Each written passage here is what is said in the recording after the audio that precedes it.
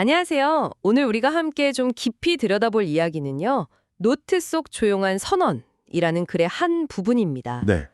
가족 안에서 이제 점점 설 자리를 잃어가는 한 인물의 그 감춰진 고통, 또 침묵으로 버텨내는 그 순간들을 그리고 있거든요. 맞아요. 이 글이 특히 그 평온해 보이는 일상 대화 속에 정말 칼날처럼 숨어 있는 그런 말들이 있잖아요. 네네. 그게 한 사람의 내면을 얼마나 깊게 파고들 수 있는지를 잘 보여주죠. 맞아요. 그래서 이번에는 주인공이 자신의 어떤 존재 자체를 위협받는 그런 상황에서 느꼈을 그 깊은 압박감, 또 얼마나 고통스럽게 참아냈을지, 그리고 그 속에서도 어떻게든 자존감을 지키려고 했던 그 조용한 저항, 그 의미를 좀 당신과 함께 집중적으로 살펴보려고 합니다. 정말 그 마음이 어땠을지 한번 들어가 보시죠. 네, 그 주인공이 겪는 감정의 파고, 또 그 인내의 과정, 이걸 따라가면서 그 고통의 무게를 헤아려 보는 게 중요할 것 같아요. 정말 시작부터 좀 가슴이 찰렁 내려앉는 부분인데요. 그 평범한 아침 식탁에서 나온 며느리의 말. 어머니 방은 창고로 쓰면 되죠. 이게 너무 아무렇지도 않은 말투라서 더 잔인하게 들리는 거죠. 그렇죠. 그냥 툭 던지는 말인데, 네. 근데 아들은 그냥 침묵하고, 손주는 뭐 다른 세상에 있는 것 같고, 그런 고요한 식탁에서 주인공은 정말 숨이 멎는 충격을 받는데 아무 말도 못해요. 그 침묵. 그게 사실 핵심인 것 같아요. 예전에 비슷한 상황에서 이렇게 좀 항변을 했다가 어머니 너무 예민하세요. 이런 핀잔만 들었던 경험이 있거든요. 네. 그러니까 이번에도 그냥 입을 닫는 거죠. 이게 단순히 참는 걸 넘어서 더 큰 상처를 피하려는 어떤 뭐랄까 처절한 생존 방식. 생존 방식이군요. 네, 고통스러운 인내의 시작인 거죠. 이 순간부터 주인공 내면에는 이제 보이지 않는 상처들이 정말 겹겹이 쌓이기 시작하는 거예요. 그 침묵 속에 진짜 얼마나 많은 감정이 응축되어 있었을까요? 그리고 그 상처가 거기서 멈추는 게 아니잖아요. 아들마저 엄마는 이제 안방 쓰실 나이도 아니잖아요. 이렇게 말하는데 이건 정말 나이를 빌미로 존재 자체를 이렇게 밀어내는 듯한. 네, 맞아요. 존재를 폄하하는 거죠. 그렇죠. 며느리는 또 옷차림을 지적하면서 좀 초라하게 만들고 심지어 주인공의 바로 앞에 있는데도 마치 없는 사람처럼 그 투명인간 취급을 하는 거잖아요. 네, 정말 그 상황에서 느꼈을 모멸감 같은 거는 상상하기 어렵죠. 정말요. 이런 말과 행동 하나하나가 주인공을 점진적으로 고립시키고 내가 이 집에 정말 불필요한 존재인가? 이런 소외감을 계속 증폭시키는 거죠. 네. 특히 그 손주의 순수한 질문 있잖아요. 할머니 나중에 방 없어지는 거예요? 이거랑 또 온갖 추억이 다 서려 있는 자기 방이 부동산 중개인한테 너무 아무렇지 않게 창고라고 불리는 순간. 참담했겠네요. 네, 정말 주인공에게는 자신이 짐 취급받는다는 그 심리적 압박감을 극대화하는 거죠. 심지어 배려처럼 포장된 다른 데로 잠깐 계시는 것도 방법이에요. 이 제안조차도 사실은 나가달라는 얘기죠. 네, 결국 여기서 나가달라는 그 배제 의도랑 다르지 않은 거죠. 이 모든 경험들이 주인공의 내면을 진짜 얼마나 힘들게 갉아먹었을지. 참 생각하게 돼요. 이런 압박 속에서 결국 주인공 내부에서 뭔가 결정적인 변화가 오는 것 같아요. 오래된 무언가가 금 가는 소리를 듣고 나는 더 이상 이 집의 주인이 아니었음을 깨닫는 그 순간. 네. 바로 여기서 그 깊숙이 넣어두었던 노트를 꺼내 들잖아요. 그리고 나를 밀어낸 사람들에 대하여 라는 제목 아래 첫 문장으로 나는 없어지지 않았다 이렇게 적어요. 이게 단순한 기록은 아닌 거죠? 그럼요. 정확합니다. 이 노트는 그 외부 세계에서 계속 부정당한 자신의 존재를 내부에서 어떻게든 필사적으로 다시 세우려는 뭐랄까 심리적인 공간 확보 행위 같은 거예요. 공간 확보. 네. 침묵 속에서 억눌렸던 감정들을 표출하고 상처받은 자아를 스스로 이렇게 확인하는 그런 내면의 피난처인 셈이죠. 이거는 소극적인 인내를 넘어서서 자기 이야기의 주도권을 되찾으려는 그 고통 속에서 피어낸 능동적인 저항의 첫걸음이라고 볼 수 있을 것 같아요. 그러네요. 근데 여기서 또 과거 이야기가 나오면서 그 배신감의 깊이가 더해지는 것 같아요. 과거의 자식을 위해서 그게 효도라고 믿고 진명이를 넘겨줬던 그 기억 말이에요. 네, 그 지점이 특히 가슴 아프죠. 과거의 어떤 사랑과 헌신이 현재 자신을 이렇게 옥죄는 덫이 되었다는 그런 자각. 이건 뭐 단순한 서운함을 넘어서는 거죠. 어떤 존재론적인 배신감으로 다가오는 거예요. 존재론적인 배신감. 네. 자신이 모든 걸 내어준 바로 그 공간에서 밀려나고 있다는 이 아이러니. 이게 주인공의 고통을 정말 극단으로 몰고 가는 거죠. 사랑이 어떻게 이렇게 쓰디쓴 배반으로 변질될 수 있는지를 너무 아프게 보여주는 대목이고요. 그 심리적 충격과 상실감은 이루 말할 수 없을 겁니다. 정말 그 인내의 시간이 얼마나 고통스러웠을지. 네, 오늘 우리는 이렇게 한 인물이 가장 가까운 관계인 가족 안에서 겪는 그 깊은 내면의 고통, 또 침묵 속에 감내해야 했던 그 시간의 무게, 그리고 그 절망 속에서도 자신을 기록하면서 조용한 힘을 찾아가는 과정을 들여다봤습니다. 자신을 지우려는 세상에 맞서서 주인공은 침묵의 고통을 견디다가 마침내 자신을 되찾기 위한 작은 행동을 시작하는 거죠. 맞아요. 이 이야기가 우리에게 참 많은 생각을 남기는 것 같아요. 어쩌면 우리 주변의 수많은 침묵 속에도 이렇게 감춰진 고통의 이야기들이 있을지 모른다는 생각. 네. 때로는 침묵이 정말 견디기 힘든 아픔의 다른 표현일 수 있다는 거잖아요. 그래서 당신이 생각하기에 한 사람이 자신의 목소리를 되찾고 존엄을 지키기 위해 진정으로 필요한 건 뭘까요? 그리고 그 곁에서 우리는 또 무엇을 할 수 있을지 함께 고민해 볼 지점인 것 같습니다. 어머니 방은 창고로 쓰면 되죠. 내 자리는 벽지처럼 밀려났고 기억조차 벽에 붙었습니다. 아침 햇살이 안방까지 스며들 때면 저는 늘 누워서 창밖을 바라보곤 했습니다. 여느 때처럼 담담하게 시작된 하루였지만 그날의 대화는 참 이상하게 제 귓가를 떠나지 않았습니다. 어머니 방은 창고로 쓰면 되죠. 며느리의 말은 가볍지도 무겁지도 않은 그저 일상처럼 흘러나왔습니다. 아들은 아무 말이 없었고 손주는 휴대폰에 빠져 있었습니다. 마치 아무 일도 아니라는 듯 조용하고 무심한 식탁 위의 아침. 응? 어머니 들으셨어요? 며느리는 밥그릇을 옆으로 밀며 물었습니다. 그 순간 제 숨이 잠시 걸렸습니다. 들었냐고요? 안 들으려 해도 들립니다. 귓속이 간질간질해지도록 또렷했습니다. 하지만 저는 아무 대꾸도 하지 않았습니다. 말을 보태봤자 제게 돌아올 건 어머님 너무 예민하세요. 저희가 알아서 할게요. 그 익숙한 단어들 뿐이었습니다. 예전엔 저 방에서 손주를 키웠습니다. 밤새 울던 아이를 업고 토닥이던 그 방에서 이제는 겨울 오시며 고장난 선풍기며 쌓일 짐을 걱정하게 생겼습니다. 엄마는 이제 안방 쓰실 나이도 아니잖아요. 아들은 그렇게 말하며 물컵을 내려놓았습니다. 순간 제 안에 오래된 무언가가 금가는 소리를 냈습니다. 나는 더 이상 이 집의 주인이 아니었습니다. 살아있어도 없는 사람처럼 여겨지는 기분. 그것은 낯설지 않았지만 분명히 아팠습니다. 며느리는 이어 말했습니다. 어차피 옷도 몇 벌 없으시잖아요. 작년 겨울 코트 아직 입으세요?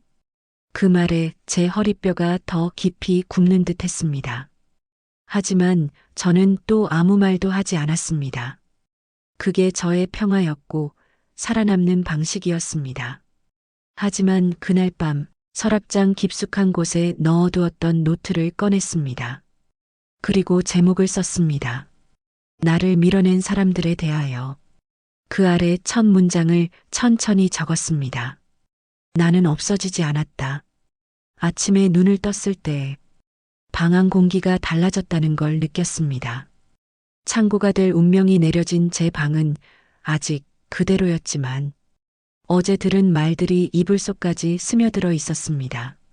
아들은 출근 준비를 하며 부엌에서 바삐 움직였고 며느리는 손주의 등교 준비를 하며 말을 쏟아냈습니다. 오늘 낮에 정리 좀 하죠. 그 방부터 시작하면 돼요. 제가 앉아 있는 걸 보며 한 말이었지만 마치 투명 인간에게 말하듯 자연스러웠습니다. 저는 아무 말 없이 바느질하던 손을 멈췄습니다. 바늘 끝이 천을 밀다가 맥없이 허공을 찔렀고 그 자리에 멈춘 바느질 실이 왠지 모르게 저 같았습니다. 어머님, 방에 필요한 건 챙기시고요. 나머진 저희가 다 정리할게요. 며느리는 말하면서도 손에는 이미 쓰레기 봉투를 들고 있었습니다. 가족이라는 이름 아래에서 저는 점점 비워지는 사람이 되어갔습니다. 손주가 가방을 메고 나가며 말했습니다. 할머니, 나중에 방 없어지는 거예요? 말투에 악의는 없었지만 저는 그 말이 그 무엇보다 날카롭게 들렸습니다. 괜찮아. 할머니는 어디 있어도 괜찮아. 저는 그렇게 대답했습니다. 그 말은 나를 위한 말이 아니라 아이가 불편하지 않게 하려는 말이었습니다. 점심 무렵 집에는 며느리와 저만 남았습니다. 조용한 집안에서 며느리는 청소기를 돌리다 말고 저를 보며 말했습니다. 어머님, 이 집에서 불편하시면 다른 데로 잠깐 계시는 것도 방법이에요. 저는 고개를 들지 않았습니다. 대꾸하는 순간 제가 감정적으로 군다는 소리를 들을 게 뻔했으니까요. 침묵은 늘 제 무기였고 그 무기는 이미 무뎌진 지 오래였습니다. 며느리는 말끝마다 어머님 생각해서요. 저희가 더 잘 모시려고요라는 말을 덧붙였습니다. 하지만 말끝의 웃음은 공허했고 그 속뜻은 명확했습니다. 당신은 여기에 있어도 없어도 되는 사람. 저는 조용히 방으로 들어가 서랍을 열고 작은 노트를 꺼냈습니다. 페이지 위에 글씨를 천천히 적어 내려갔습니다. 내가 사라지는 방식에 대하여. 그리고 한참을 앉아 있었습니다. 아무도 문을 두드리지 않았고 누구도 저를 찾지 않았습니다. 며칠이 흐르자 제 방 앞에는 이불과 박스가 쌓이기 시작했습니다. 일단 이것부터 넣을게요. 어머님 것도 정리되면 말씀 주세요. 며느리는 마치 친절한 척하며 그렇게 말했습니다. 하지만 그 친절함은 이미 제 자리를 빼앗는 방식이었습니다. 그날 밤 저는 처음으로 제 방이 진짜 없어질 수도 있겠구나 하는 생각을 했습니다. 그리고 그 순간 마음 깊은 곳에서 이대로 밀려나선 안 되겠다는 아주 낯선 그러나 단단한 소리가 올라왔습니다. 나는 늙었지만 사라지지 않았다. 나는 말이 없지만 생각이 없다. 말하지 말라. 그날 이후 저는 매일 밤 노트에 그들의 말과 행동을 기록하기 시작했습니다. 이것은 감정풀이가 아니었습니다. 이것은 시작이었습니다. 조용히 아무도 모르게 나는 복수를 준비하기로 했습니다. 그날 이후 저는 더 이상 바느질하지 않았습니다. 손이 허전하긴 했지만 그보다 더 바빠졌습니다. 낮에는 조용히 방안을 정리하는 척하며 헌 책과 서류 더미 속에서 내 이름으로 된 서류가 남아있는지를 살폈습니다. 어머님, 그 서랍은 저희가 나중에 정리할게요. 며느리는 어느새 제 주변을 감시하듯 말을 흘렸습니다. 저는 그저 웃으며 고개를 끄덕였습니다. 그리고 그날 밤 그 서랍을 조용히 열었습니다. 20년 전 아들의 이름으로 바꿔준 등기 서류 복사본, 내 손으로 찍은 도장, 그리고 변호사 명함 하나. 그 종이들을 천천히 펼쳐보다 손끝이 덜덜 떨렸습니다. 정신이 맑을 때 결정하신 거 맞죠? 그 말이 스쳐 지나갔습니다. 그땐 그게 효도라고 믿었습니다. 아이들 편하게 살라고 제 명의였던 집을 넘겨줬습니다. 하지만 지금 저는 그 집 안에서 밀려나고 있습니다. 생각보다 감정이 요동치지 않았습니다. 너무 오래 참고 살아서일까요? 아니면 너무 깊이 배신당해서일까요? 그저 조용히 그리고 분명히 마음을 정했습니다. 내가 돌아갈 자리를 되찾겠다고 그 누구의 이해도 구하지 않고 그 어떤 소음도 내지 않으며 다음 날 아침 시장 쪽 작은 복사방에서 서류를 정리해 스캔을 맡겼습니다. 어머니, 이런 거 필요하셔서요? 젊은 직원이 묻자 저는 웃으며 대답했습니다. 그냥 오래된 추억이에요. 나중에 잊지 않으려고요. 그날 밤 다시 노트를 펼쳐 두 번째 장에 썼습니다. 되돌릴 수 없는 호의에 대하여. 그 아래 받아야 할 것을 내준 건 죄가 아니다. 되찾지 않는 것이 죄다. 일요일 아침 집안은 유난히 분주했습니다. 오늘 부동산에서 오기로 했어요. 그 방 보여줘야 하니까요. 며느리의 말에 제 손끝이 순간 얼어붙었습니다. 무엇을 보여준다는 걸까요? 내가 20년을 살고 손주를 키우고 남편을 떠나보낸 그 방을, 그 방 이따가 치워놔 주세요. 보는 사람도 불편하니까요. 며느리의 말은 더 이상 돌려 말하지 않았습니다. 이제는 제가 이 집에서 아예 지워지길 바라는 듯 했습니다. 혹시 집 파시려고요? 용기를 내어 조심스레 물었습니다. 아들은 고개를 들지도 않고 대답했습니다. 그냥 알아보는 거예요. 요즘 시세가 많이 올랐다네요. 저는 그 순간 깨달았습니다. 내가 내어준 호의는 이들에겐 당연함이 되었고, 내가 감춰온 존엄은 이들 앞에선 아무 가치가 없다는 걸. 낮 2시 중개인이 들어섰습니다. 어머니, 저기 안방은 잠깐 나가 계셔 주실래요? 며느리는 웃으며 말했지만 그 말은 명령이었습니다. 저는 천천히 자리에서 일어났습니다.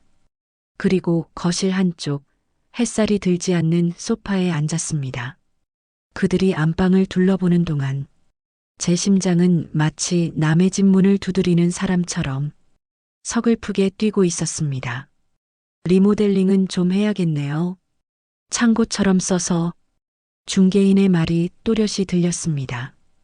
그 순간 저는 숨을 들이마신 채로 한동안 멈췄습니다. 창고처럼 썼다고요. 그 방은 제 마지막 자리였습니다. 제 손으로 손주의 첫 생일상을 차렸고 남편의 낡은 양복을 곱게 개켜 넣었던 그곳을 창고라 불렀습니다. 생각보다 집 구조 괜찮네요. 방 치운다고 했죠? 중개인의 말에 며느리가 대답했습니다. 네, 어머니 물건은 대부분 버릴 거예요. 필요한 건 거의 없어서요. 저는 고개를 천천히 숙였습니다.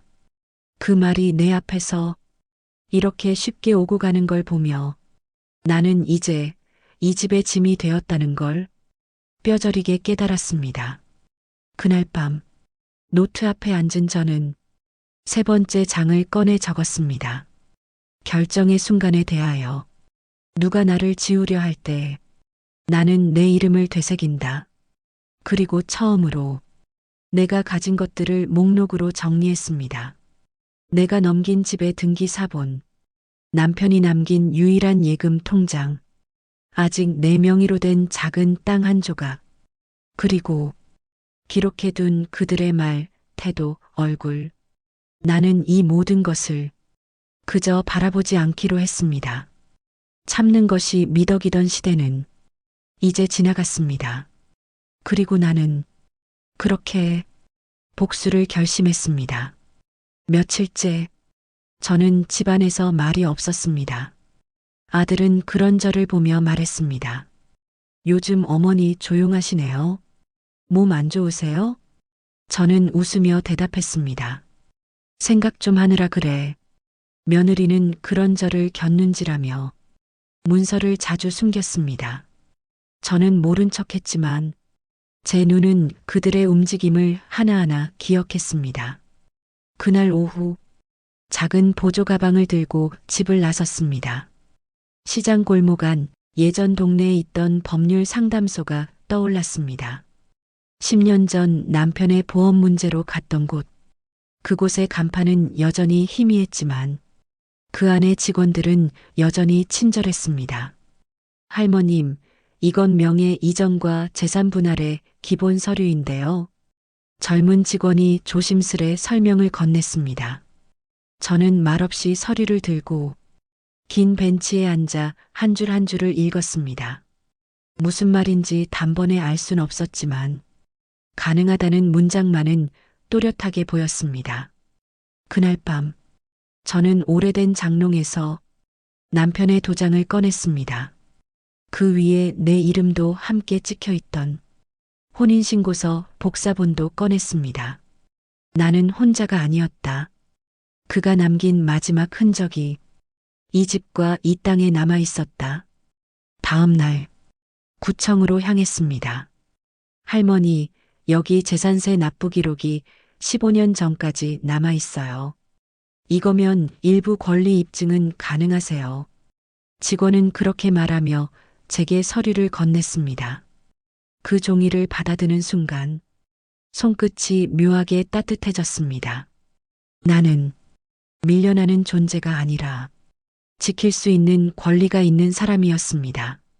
집으로 돌아오는 길가 전봇대에 붙은 작은 쪽지가 눈에 들어왔습니다. 무료 법률 상담 유산 분쟁명예 이전 상속 문제 전문. 전화번호와 함께 적힌 그 문장을 저는 핸드폰 뒷면에 조심히 적어두었습니다. 며칠 후 저는 조용히 그곳을 찾았습니다. 작은 사무실, 허름한 책상, 그리고 중년의 변호사가 앉아 있었습니다. 할머니, 말씀하신 내용은요. 상속분과 이전 경위에 따라 되찾을 가능성 있습니다. 특히 당사자의 동의 없이 넘어간 재산이면요. 그 말에 숨을 한번 고르고 작게 대답했습니다. 그 서류들 제가 다 갖고 있습니다. 변호사는 놀란 듯 웃었습니다. 할머니가요? 그걸 다? 저는 고개를 끄덕였습니다. 내가 무식한 줄만 알았겠지요. 근데 내가 모른 척했던 겁니다. 그때도 지금도 사무실을 나서며 저는 생각했습니다. 지금부터는 내가 나를 위해 싸우는 일만 남았다고. 그리고 그날 밤 노트 4번째 장에 이렇게 썼습니다. 증거는 말보다 강하다. 나는 아직 말하지 않았다. 하지만 나는 이미 준비되었다. 사람이 가장 무서울 때는 울지 않을 때라는 말을 들은 적이 있습니다. 저는 울지 않았습니다. 대신 밤마다 노트를 썼고 낮에는 식탁에 앉아 가족들의 얼굴을 바라보았습니다. 그들은 여전히 저를 무시했고 제가 아무것도 모른다고 믿었습니다. 며느리는 종종 제 방 앞을 서성이며 통화했습니다. 등기 명의가 아직 우리 쪽으로 정리 안 됐다고? 아니, 시어머니가 그냥 주신 건데 무슨 서류가 또 필요해? 그 말에 저는 속으로 웃었습니다. 그들은 아직 모릅니다. 내가 그동안 얼마나 많은 것들을 지켜봤는지. 그날 오후 동네 주민센터 문화강좌실에 들렀습니다. 고령자 권리 교육. 아무도 관심 두지 않던 그 강좌에 저는 조용히 앉아 있었습니다. 여러분, 묵시적 동의라는 건 존재하지 않습니다. 말하지 않았다고 인정한 게 아닙니다. 강사의 말은 저를 꿰뚫었습니다. 나는 그동안 너무 많은 걸 말없이 넘겨줬습니다. 하지만 이젠 아닙니다. 집으로 돌아오는 길, 손주가 문 앞에 앉아 있었습니다. 할머니, 왜 요즘 말 안 해? 그 아이의 눈이 맑았습니다. 저는 아이 머리를 쓰다듬으며 말했습니다. 할머니가 말 안 하는 게 가끔은 더 큰 말이 된단다. 아이에게 상처를 주고 싶지 않았습니다. 하지만 나는 더 이상 이 집에서 조용히 사라지지 않을 것입니다. 그날 밤 작게 예행 연습을 했습니다. 부엌 식탁에 앉아 며느리에게 말하는 장면을 상상하며 혼잣말로 음조렸습니다. 그 집은 내 거다. 나는 준 적 없다. 그냥 맡겨뒀을 뿐이다. 돌려달라고 할 것이다. 그 말들을 작은 소리로 수없이 반복했습니다. 처음엔 목소리가 떨렸지만 두 번째, 세 번째 그 말들이 입에 익을수록 내 안의 숨은 나무 뿌리처럼 단단해졌습니다. 다음 날 아침 며느리가 말했습니다. 어머님, 이번 주말에 방 정리 좀 마무리할게요. 중개인 다시 오기로 했거든요. 저는 고개를 끄덕였습니다. 그리고 식탁 위 종이컵을 들고 또박또박 말했습니다. 방 정리는 하지 마. 이 집 아직 내 이름으로 돼 있어. 순간 시간마저 멈춘 듯 조용해졌습니다. 아들은 신문을 들던 손을 멈췄고 며느리는 컵을 내려놓다 말았습니다. 어머니, 무슨 말씀이세요? 저는 눈을 마주치며 조용히 대답했습니다. 이 집 아직 내 거야. 그리고 그 얘기 이제부터 하려고 해. 그 말은 복수의 예고가 아니었습니다. 그건 되찾겠다는 선언이었습니다. 그날 밤 노트 5번째 장에 썼습니다. 말이 시작될 때 나는 내 몫을 말할 것이다. 그 어떤 비웃음도 내 결심을 흔들 수 없다. 며칠 동안 집안은 어색할 정도로 조용했습니다. 제가 던진 말 한 줄이 그들의 평온을 흔들었다는 걸 굳이 설명하지 않아도 알 수 있었습니다. 아들은 퇴근 후 제 눈을 피했습니다. 며느리는 웃는 얼굴로 더 조심스레 말했습니다. 어머님, 저희가 괜한 말씀을 드렸나 봐요. 그냥 좀 알아본 건데요. 오해 마세요. 저는 그 말에 고개만 끄덕였습니다. 그 말 한마디가 어디서부터 시작되었는지를 그들 스스로 돌아보게 두는 것도 하나의 방식이었습니다. 그날 밤 노트를 덮고 방 안거울 앞에 섰습니다. 거울 속에 선 여자는 생각보다 곱고 단단했습니다. 나는 이제 말할 수 있는 사람입니다. 말을 모으고 증거를 정리하고 두려움을 닦아냈습니다. 그리고 첫 번째 문을 두드릴 준비를 했습니다. 주민센터 복지 상담실, 작은 칸막이 너머로 저와 같은 나이대 여자가 앉아 있었습니다. 할머니, 혹시 주거권 관련 상담 필요하세요? 저는 조용히 고개를 끄덕이며 복사해둔 서류들을 내밀었습니다. 그 상담원은 눈을 동그랗게 뜨더니 말했습니다. 이거 그대로 잘 정리하셨네요. 이대로면 정식 이해 제기 가능합니다. 그 말에 저는 작게 웃었습니다. 예, 이제 말할 때가 되어서요. 그날 밤 노트 6번째 장을 열었습니다. 예고 없는 저항에 대하여 나는 그들이 기대하지 않은 방식으로 내 존재를 증명할 것이다. 저는 조용히 한밤중 부엌에 나가 물컵을 들었습니다. 그리고 손주가 그려준 그림 한 장을 다시 벽에 붙였습니다. 그림 아래 적힌 글씨, 할머니는 우리 집의 보물. 그 말이 언젠가 진심이었다는 걸 저는 믿고 싶었습니다. 하지만 이제는 그 말이 진실이 되도록 제가 움직여야 한다는 걸 압니다. 복수는 증오가 아니라 정의의 회복이라는 걸 이제 준비는 끝났습니다. 다음은 그들에게서 되찾는 일만 남았습니다. 토요일 아침 식탁에 모인 가족들 앞에서 저는 조용히 한 장의 종이를 꺼냈습니다. 이거 뭐예요? 며느리가 먼저 물었습니다. 저는 천천히 펼쳤습니다. 이 집 아직 내 명의로 돼 있다는 서류야. 그리고 변호사와 이야기한 내용도 있어. 정리할 건 내가 먼저 시작할게. 아들은 놀란 표정을 지었습니다. 엄마, 갑자기 왜 이러세요? 저희 믿는다며 다 넘기셨잖아요. 저는 그 말에 웃었습니다. 내가 넘긴 게 아니야. 그냥 맡긴 거지. 믿었기 때문에. 등기도 바꿨고 말도 안 했지. 근데 이제 믿을 이유가 사라졌으니 되찾겠다는 거야. 며느리는 황급히 말했습니다. 어머님, 이건 오해세요. 우린 그런 의도 없었어요. 중개인도 그냥 참고로 부른 거였고요. 저는 그 말에도 고개를 끄덕이며 말했습니다. 오해면 다행이지. 그럼 법적으로 확인하면 되겠네. 손주는 식탁 끝에서 조용히 저를 바라봤습니다. 작은 눈동자가 흔들리고 있었습니다. 저는 그 아이를 향해 조용히 말했습니다. 할머니는 그냥 조용히 있으려고 했단다. 근데 조용히 있으니까 없는 사람처럼 굴더구나. 그날 오후 저는 동사무소에서 인감증명서를 발급받고 등기부등본을 정식 발급 신청했습니다. 구청 민원실에서 만난 한 직원이 제 나이를 물으며 말했습니다.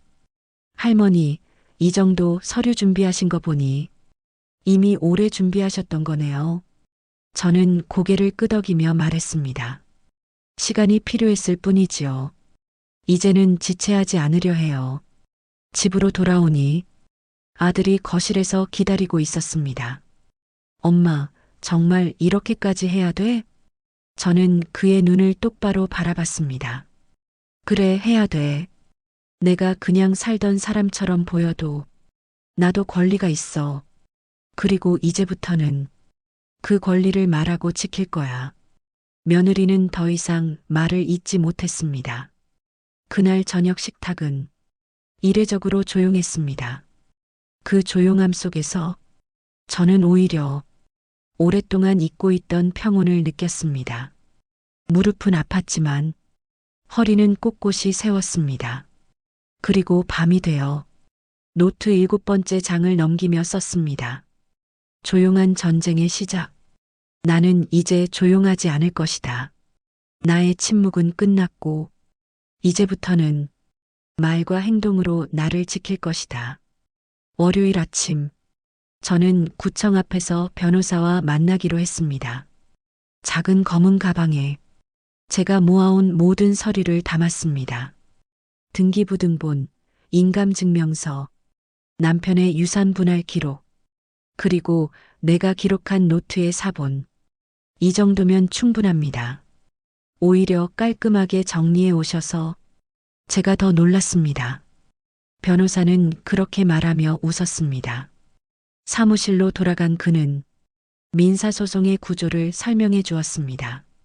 할머니, 지금 상황이라면 당장 명의 반환 요구는 어렵겠지만 사기 혹은 부당 이전에 대한 이의 제기, 그리고 가처분 신청은 충분히 가능합니다. 저는 작게 고개를 끄덕였습니다. 그의 말보다 제 안에서 일렁이는 무언가에 더 집중하고 있었으니까요. 나는 지금 되찾기 위한 길을 걷고 있었습니다. 며칠 후, 첫 가처분 서류가 접수되었습니다. 법원 문 앞에서 하늘을 올려다보았습니다. 구름이 무겁게 내려앉은 날이었습니다. 그리고 그날 저녁, 집에 도착하자마자 아들은 저를 따로 불렀습니다. 엄마, 이게 뭐야? 법원에서 무슨 서류가 왔어? 이게 진짜야? 저는 천천히 앉아 그의 눈을 바라보며 대답했습니다. 그래, 진짜야. 이건 그냥 시작일 뿐이야. 며느리는 소리쳤습니다. 어머님, 이게 가족한테 할 짓이에요? 저는 조용히 대답했습니다. 그래, 가족이니까. 내가 이렇게까지 참고 살아왔던 거야. 근데 이제 가족이니까 다시 돌려달라고 말하는 거야. 그 말에 아들은 입을 다물었습니다. 며느리는 한참을 말없이 저를 쳐다보다 방으로 들어가 문을 닫았습니다. 거실에는 시계 초침 소리만이 울렸습니다. 손주는 방에서 조용히 얼굴을 내밀었습니다. 할머니, 아빠랑 엄마가 싸워? 저는 아이에게 다가가 작은 손을 잡고 말했습니다. 아니야, 싸우는 거 아니야. 그냥 할머니가 오래 묻어둔 말들을 이제 꺼내는 중이란다. 그날 밤, 제 노트 8번째 장에는 이렇게 적었습니다. 침묵을 걷는 발자국. 나는 걸어 나왔다. 그들이 지워버리려 했던 자리에서 그들이 무시해온 이름으로 다시 내 존재를 적는다. 이제 시작이다. 며칠 뒤 아들의 명의로 등록된 계좌 일부에 가압류 조치가 내려졌습니다. 그날 저녁 아들은 퇴근도 하지 못한 얼굴로 제 방을 벌컥 열었습니다. 엄마, 이건 아니지. 내 통장 막히고 카드도 정지됐어. 이게 진짜 원하는 거야? 저는 천천히 눈을 들었습니다. 원하지 않았지.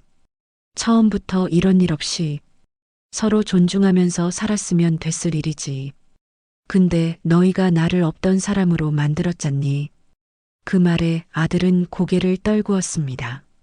잠시 후 그는 문을 닫고 나갔습니다.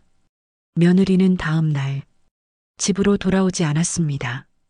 며칠 친정에 있을게요. 이런 분위기 애한테도 안 좋아요. 문자 한 줄이 남겨졌습니다. 손주는 묻지도 않았습니다. 그저 제 곁에 바짝 붙어 말없이 앉아 있었습니다. 저는 아이에게 따뜻한 차를 건넸습니다. 할머니는 지금 잃어버린 걸 되찾으려 하는 중이야. 무섭게 보일 수도 있겠지만 그건 어른이 해야 하는 일이란다.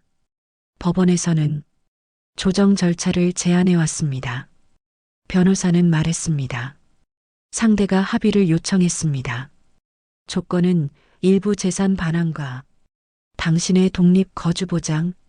저는 조용히 웃었습니다. 이제야 대화가 되는구나 싶었습니다. 그리고 그날 밤 노트 9번째 장을 열었습니다. 무너지는 성의 틈에서 그들은 내가 문을 두드릴 줄 몰랐고 나는 그들이 무너질 줄 몰랐다. 하지만 이제는 안다. 성은 말이 아닌 사람 위에 쌓아 올린 것이고 그 사람이 떠나면 모래처럼 무너진다. 다음 날 조정실에서 마주 앉은 아들의 눈은 더 이상 오만하지 않았습니다. 엄마 미안해. 정말 미안해. 저는 그 말에 고개를 끄덕일 뿐이었습니다. 며느리는 눈을 피하며 말했습니다. 어머님, 뭐든 원하시는 대로 정리하죠. 저희도 편하게 지내고 싶어요. 그 말이 진심이든 아니든 이제는 중요하지 않았습니다. 저는 조용히 말했습니다. 이 집 다시 내 이름으로 돌려. 그리고 나는 따로 나가 살 거야. 그게 우리 사이에 남은 마지막 예의야. 조정위원은 그 말에 놀라 작게 웃으며 말했습니다. 할머님 정말 멋지십니다. 이런 일 조용히 끝내시는 분은 처음 봅니다. 저는 대답했습니다. 조용한 게 결코 약하다는 뜻은 아니니까요. 조정 이후 집안은 고요했습니다. 아들은 한동안 출근 후 거실에도 들어오지 않았고 며느리는 아이를 데리고 친정에 머무르겠다고 말했습니다.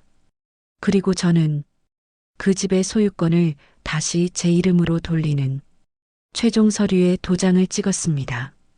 등기소 앞 검은 유리문에 비친 제 얼굴을 바라보며 저는 작게 웃었습니다. 되찾았다. 말 한마디 없이 손 한 번 올리지 않고 며칠 후 변호사 사무실에서 정리된 내용을 건네받았습니다. 할머니, 이제 이 집은 완전히 다시 할머니 명의입니다. 원하시면 세입자 들여서 월세 받으셔도 돼요. 저는 천천히 고개를 저었습니다. 아니에요. 이제는 이 집에서 나올 거예요. 변호사는 놀란 얼굴이었지만 저는 이미 오래전부터 그 결정을 마음에 품고 있었습니다. 이 집은 내 것이었지만 이젠 내가 살아야 할 곳은 아닙니다. 그날 밤 손주가 제 방에 들어왔습니다. 할머니, 진짜 이사가? 저는 아이를 안아주며 말했습니다. 응, 이 집은 정리하려고. 할머니는 조금 더 따뜻한 곳에서 살 거야. 너는 자주 놀러 와야 한다. 아이의 눈망울이 조금 흔들렸습니다. 할머니는 혼자 있어도 괜찮아? 저는 조용히 대답했습니다. 응, 혼자 있어도 더는 외롭지 않을 거야. 이젠 할머니가 할머니를 지키니까. 그날 밤 노트 10번째 장에 이렇게 썼습니다. 되찾은 이름으로 다시 서다. 나는 내 자리를 되찾았다. 그리고 그 자리에 더 이상 머물지 않기로 했다. 되찾는 것보다 떠나는 것이 더 큰 해방일 수 있다. 이삿날, 짐은 많지 않았습니다. 몇 벌의 옷, 남편과 찍은 낡은 사진, 손주가 접어준 종이약 몇 개, 그게 전부였습니다. 아들은 마지막 날, 말없이 저를 도왔습니다. 엄마, 정말 이게 맞는 거야? 저는 그 질문에 차분히 고개를 끄덕였습니다. 이 집은 이제 너희가 사는 집이 아니라 내가 되찾은 집이야. 하지만 나는 내가 사는 곳을 다시 만들려고 해. 며느리는 오지 않았습니다. 끝까지 침묵으로 일관한 그녀에게 저는 아무 말도 남기지 않았습니다. 무언의 작별. 그걸로 충분했습니다. 손주는 이삿짐 트럭 옆에서 말했습니다. 할머니 집 진짜 예쁘게 꾸며요. 그럼 내가 친구들 데려가도 되지? 저는 웃었습니다. 그럼 할머니 집은 이제 진짜 손님 맞을 준비가 된 집이거든.